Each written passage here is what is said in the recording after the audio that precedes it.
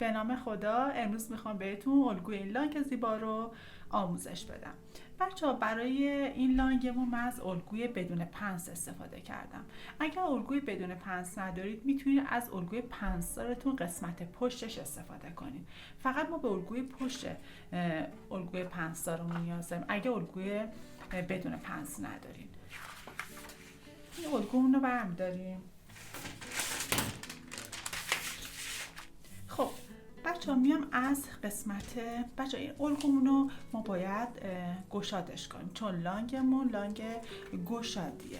خب من میام از انتهای سرشانم 1 سانتی میرم بالا، یه خط از گوشه سرشانه میکشم، این خط امتداد میدم.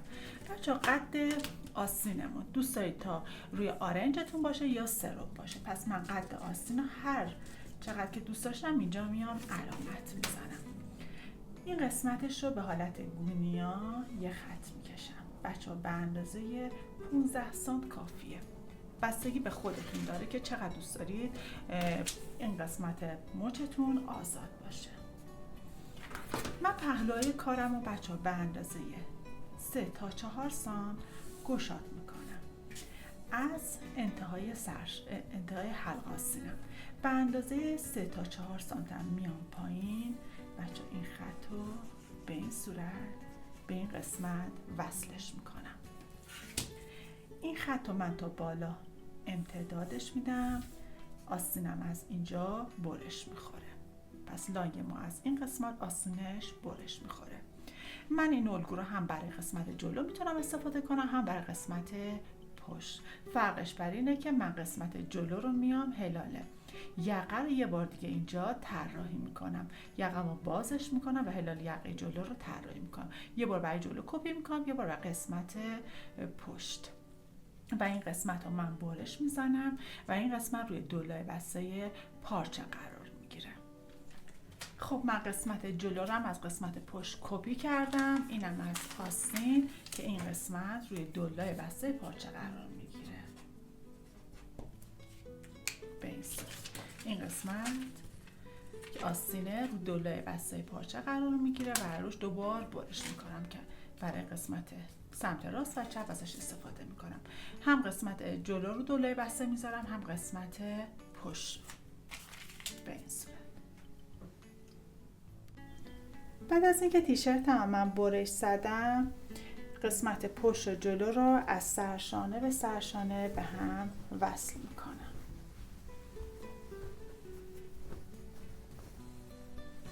به این صورت سرشانه به سرشانه وصلش میکنم.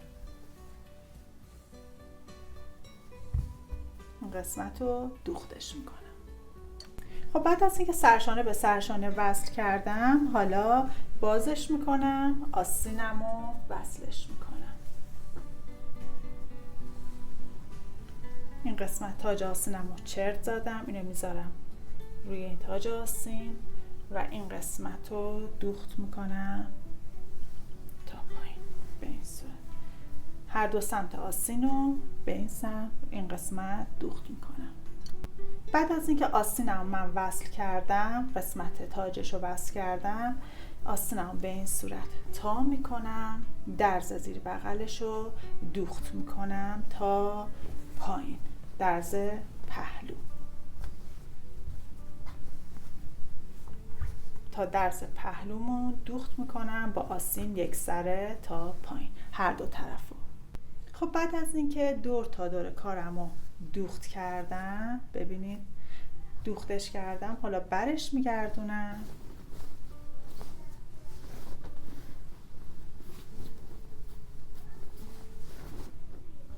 این قسمت پایین آستینشو 3 سانت تا میکنم، یه دوخت میرم، پایین لباسم هم تا میکنم، دوخت میرم. حالا برای دوخت یقه، برای دوخت یقه من از اوریب پارچه یه نوار 3 سانتی برش زدم که اینو تا میکنم، نیم سانتشو دوخت میکنم، میمونه 1 سانتش دور تا دور یقم.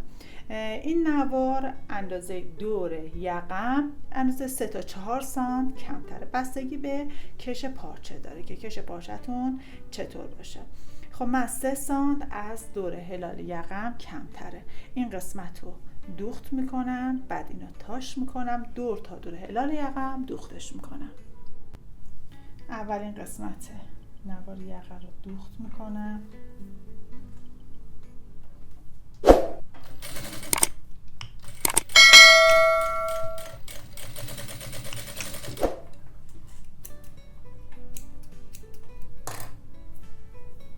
خب بعد از اینکه اینو دوختش کردم، اینو تاش میکنم، دور تا دور یقم وصلش میکنم.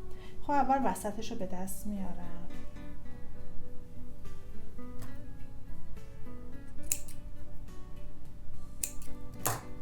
خب اینو وسطش که به دست آوردم اینو تاش میکنم،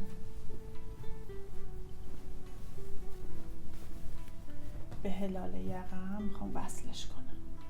این قسمت رو وصل میکنم به وسط یقه جلو، چرت زدم، وسطش رو به دست آوردم،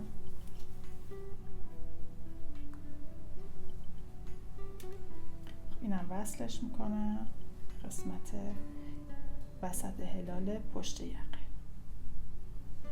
خب حالا اینو میذارم این قسمت، دوخت میکنم. موقع دوخت باید یک کمی بکشمش.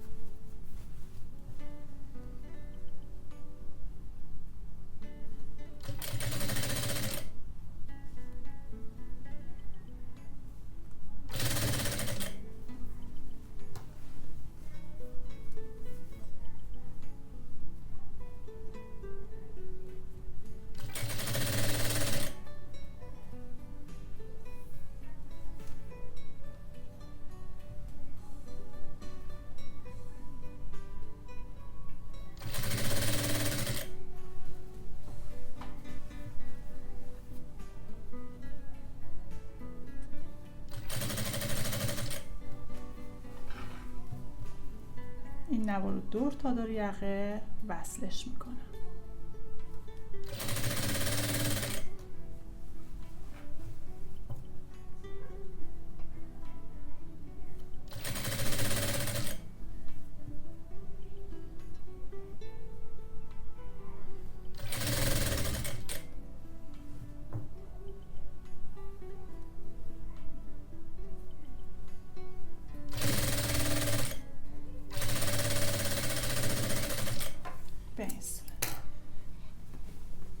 ببینید این نوار رو دور تا دور یقه من دوختش کردم. خب حالا من دور تا دورش رو سردوست میزنم، یه دوخت رو میرم براش. خب بعد از اینکه دور تا دورش رو سردوست کردم، یه دوخت رو براش میرم. از این قسمت یه دوخت میزنم.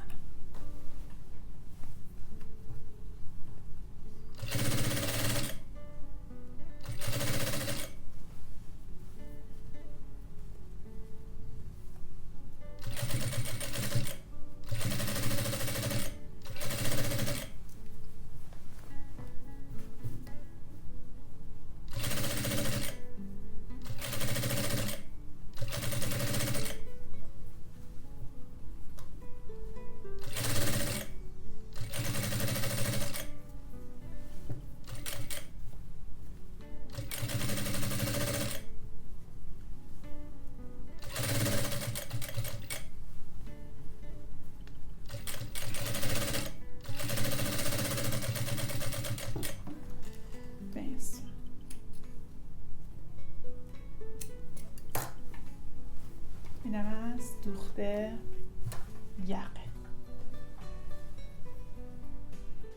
خب بچه بعد از اینکه ببینید تیشرت ما آماده شد، من یقش رو دوخت کردم، اتو کردم، پایین آستینش رو دوخت کردم. اینم پایین لباسم. لانگمون آماده است. خب حالا بچه برای جلوی لباسم من میخوام یه برچسب بزنم. میتونم هم به این حالت از این برچسبای دوختنی بزنم، هم میتونم برچسب اتویی بزنم. اینو میذارم روش، جاشو مشخص میکنم، دور تادارشو دوخت میزنم. خب دور تادار این قسمت رو من دوخت کردم. حالا لانگمو آماده